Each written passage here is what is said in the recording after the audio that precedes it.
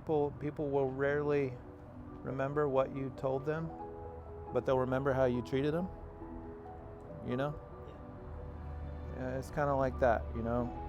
I feel like that's how we, at least for me, like I've lived in Rutland, in the community, and I was passed through there as a hiker, and I've lived in another farm that we host hikers on. Not as much as Rutland, but I've lived there in the community, and I feel like that's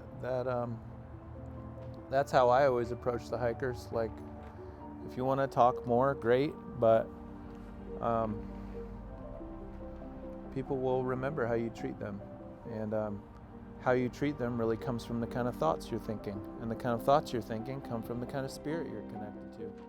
You know, like it's the same way. So you finally get to, what was the farm called? And It's the Morning Star Ranch. It's another community like this. It's the same group. We have places, you could say all over the world. It's like 50 communities like this all over the world. Mm-hmm. You know, some are farms, some are in cities or towns, you know, but that one was a farm. It's like a 70-acre farm in Southern California. Gotcha. It was just the closest place to where I was, yeah. You know. Now you described relationships kind of being the big thing for you right away when you got to the farm. I'm interested to know, what was your interactions with people right away from when you got there and as you started staying with them? How did you interact with the people on the farm? How did they interact with you? Really, it was interesting. I mean, because like I got there and I felt like I'd been there for a long time, but I had only been there like a day or two. You know what I mean? Yeah. Like, in how people interacted with me and in how I interacted with them. Like the kind of like shell was gone. Like, hey, how's it going? Oh, I'm doing great. Like, what are you doing today? Oh, nothing. You know, like that shallow kind of ice was gone. You know, it's just like normal, genuine, clarity, transparency. Like, you know, what you see is what you get. You know, however you want to say it. Yep. So that's how it was when I first got there. Gotcha. Like I said, I wasn't religious. I wasn't looking for any kind of experience like that. I was just wanting to get off the road. People had treated me nice in Rutland when I was hiking the trail. And I was just kind of seeing, like I was at a crossroads again, like what, you know, what's the next step? Like, I had no money. I blew all the money that I made working for the guy on the yacht, you know. It's interesting because we live in a very diverse society of people who have a lot of different worldviews, faith beliefs, opinions, and I find it interesting when we have all these forms of thought and belief that shape our entire perspective of the world and our worldviews. But whenever it comes to faith, whenever it comes to religion, I feel like people start to get a little weird about it. Not the people who practice their faith, but people who maybe aren't religious or don't have much faith into their life. They people observing it from the outside. They get a little spooked out by the thought of that. And I've noticed it as a Christian myself. I noticed that, especially with evangelical Christians who are outwardly expressing their faith, some people have resistance to the idea of that. Some people see it as a form of manipulation, and this is my opinion. See what as they manipulation? See the expression of one's faith towards another person as a subtle form of manipulation. And what I tell people who say that is, I say that in our interactions with everyone in real life we're all trying to some degree manipulate a reaction, an expression, a dialogue between two people. Like, for example, if I give you a gift, and if you don't express gratitude in a certain way, I would probably be hurt by that. In a way, I'm not saying that the reason I'm giving you the gift is manipulative, but there's a manipulative nature within all of us, I feel like, because we all want to have influence. We all want to share our thoughts, share our feelings, and especially if we have faith, we want to express that faith. And at least pertaining to the Appalachian Trail, I've noticed that there's an opinion by some who think that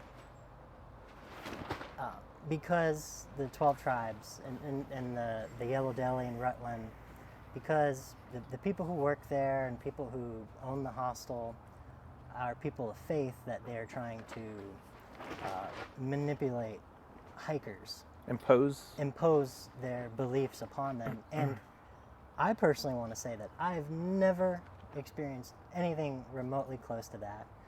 None of the people that I've been around or hiked with have experienced any of that.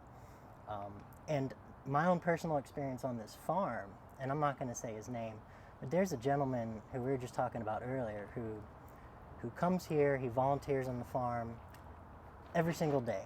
And he's been coming here for 13 years, he told me. And I had a conversation with him, and he said not once have and he's not a part of the 12 tribes, he's not a member of this community, but he's included, he's treated kindly, and he's allowed to come here and work on this farm, work with his hands, and he has a beautiful experience. And in that same light, that same token, I felt like I've experienced that as well.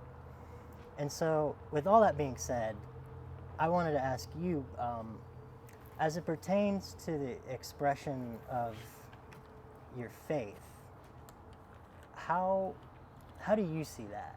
Is it something that you feel like you have to explicitly tell somebody, or is it something that you just express through kindness and through love?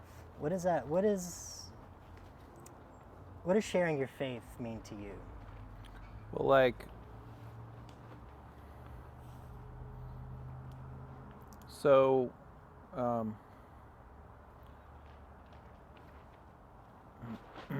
like, where do those actions come from? You know, like, if you're doing some act of kindness towards someone, like, where do those actions come from? We're not robots, like, we're not animals, like, we're human beings. We have the capability of thinking, right? Mm-hmm. Thinking thoughts. Like, your actions come from a thought, you know? Yep. Okay, I did it because I thought it. I thought it first. Whatever it is, good or bad, you know? Okay, but before you thought it, like, you're actually, like, connected to some kind of a spirit, like, that made you think those things, like, either whether a good spirit or a bad spirit, like,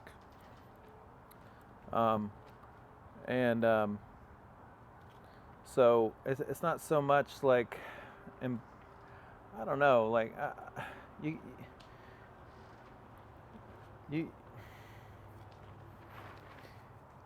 just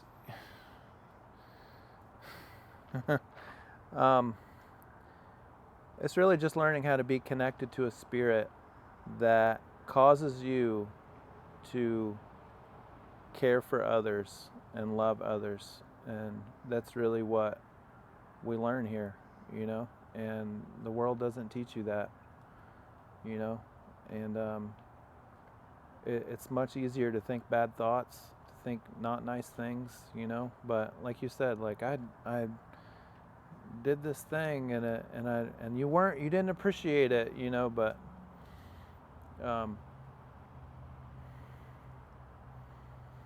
ask the question in another, like, ask another question. Yeah, like that. Like, in terms of expressing your faith and and I feel like all of us who have strong beliefs, we want to share that with the world. Yeah.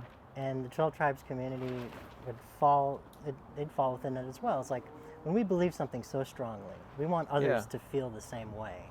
What is that? What does that look like to you? What does that look like for other members of this community? Is it subtle? Is it something that maybe your faith just comes out of the kindness and love out of your own heart, or do you feel like you have to explicitly tell others about your own faith? I mean, what you believe gets shown in what you do, you know, and so if you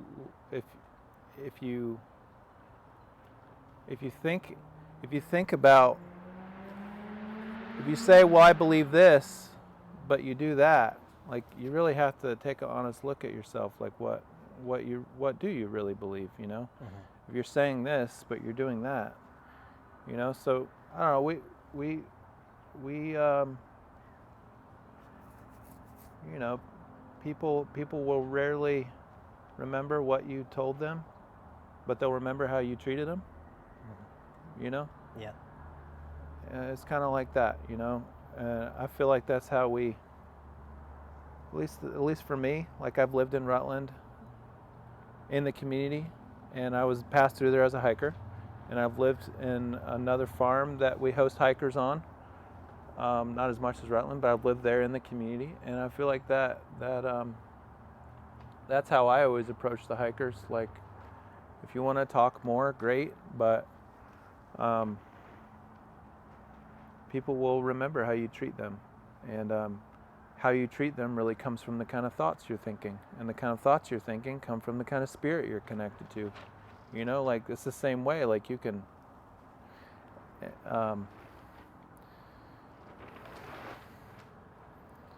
you know, and even the kind of things you do, like, form habits. You know, like, you can have a habit of doing good things, because you have a habit of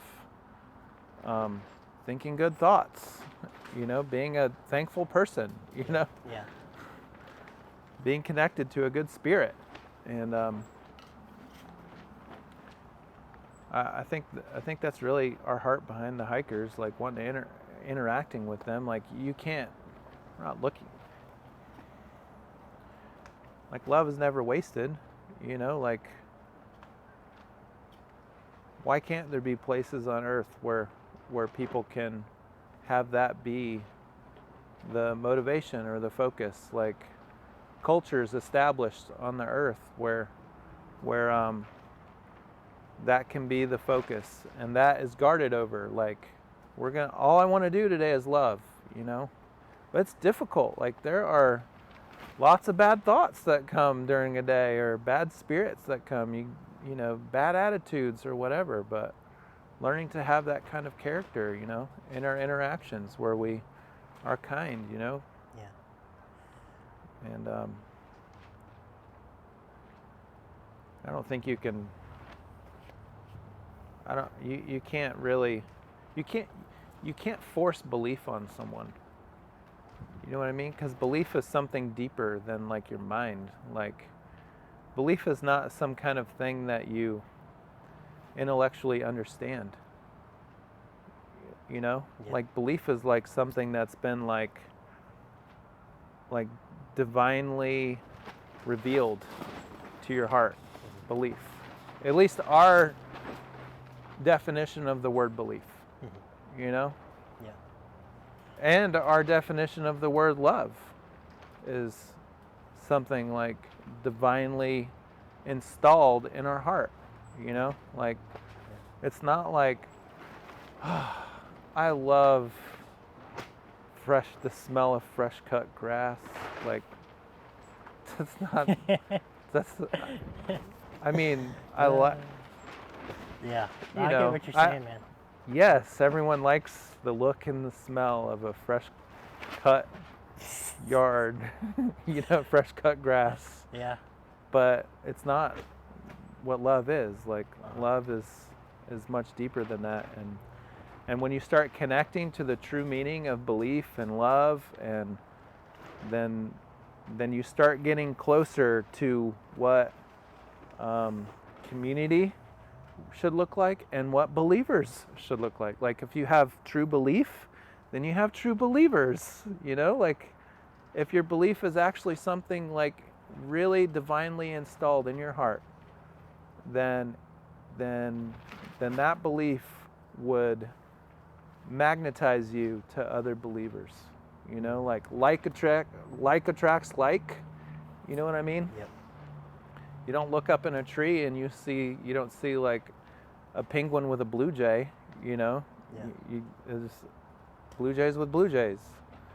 You know what I mean? Like attracts like, and so. I liked what you said about love never being wasted, because it's true.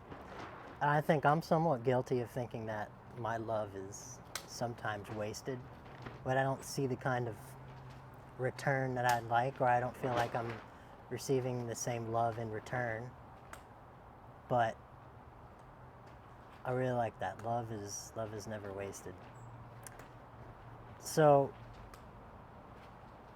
you know, we're now in the year 2023. Yeah, And goes by fast. And from what it seems like, you've got a full house here. You've got you have six kids. I have kids? 6 children. Six yeah. children. And from the outside looking in, it seems like things are going well here for you. And I love this place. I love visiting. Could you maybe give us some more information about this farm? We're at Gladheart Farm. We're in Asheville, North Carolina. What else can you tell me about this place for the people who don't know? This farm. Well, we live. So we're a community. We're a community of believers. Mm-hmm. We're a community of believers, like believers. Yeah. And just like we like you can read about that in the Bible, even community of believers, like believers. You can read about it in the book of Acts, where people cross paths with like a new culture that was forming on the earth like a long time ago, and it disappeared for a long time. But so we're a community of believers, just like in the book of Acts. We live together, we eat together. This is what happens here on this farm. You know, we work together, we share all things in common. Like, so you know, it's like we're all owners. You know. Yeah. We're all volunteers, I guess you could say. And so we all, you know, it's one common kitchen. We eat breakfast, lunch, and supper together. And we have this farm here. I think it's about 10 acres. Lots of gardens. It's organic, correct? Organic. Chickens and goats. And people can come volunteer and work. You know, what we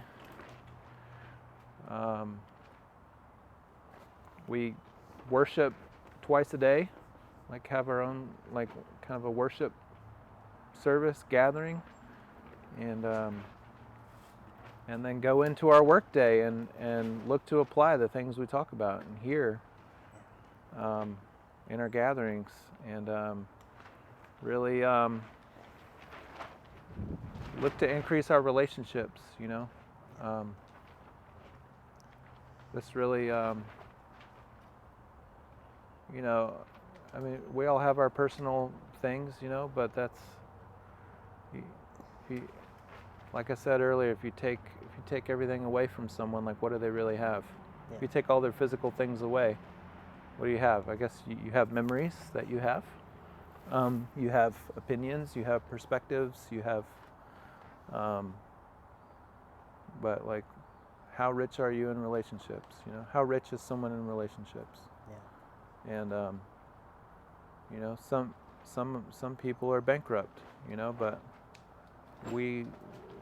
that's like I don't have a lot of physical possessions, but like I never saw value in those things anyways. Yeah. I mean, the happiest times in my life were when I had the least, when I was hiking the trail. Yeah.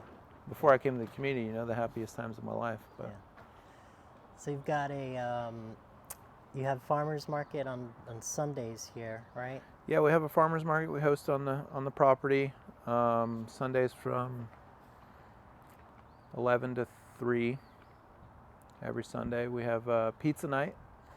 We over at the farm stand there on the corner of the farm. We have a wood-fired pizza. We pizza oven. We make pizzas and give out free pizza and just have a nice social time around the fire or play music or whatever. Wednesdays at 7. Yeah. And So your English name's Nathan, and Hebrew that is Natan. Natan. Yeah. Natan. So. Well, Natan, I just want to thank you for your time again. This has been an amazing conversation. We're in a beautiful location with wonderful people here at Gladheart Farm. And in the words of what I believe is Hebrew, Baruch Hashem Adonai, right? What does that mean? I think that means I don't speak Hebrew. God, a few words, God I guess. God is great, I believe. But yeah, man, I appreciate you. It's been fun. Yeah, I'll probably hang out a little while longer, get some shots of this farm, and might have another cheddar biscuit too. It's a great bakery here. It's lots of good breads and good stuff that's made very organically. So yeah, we're here living our life, and we're happy to host visitors and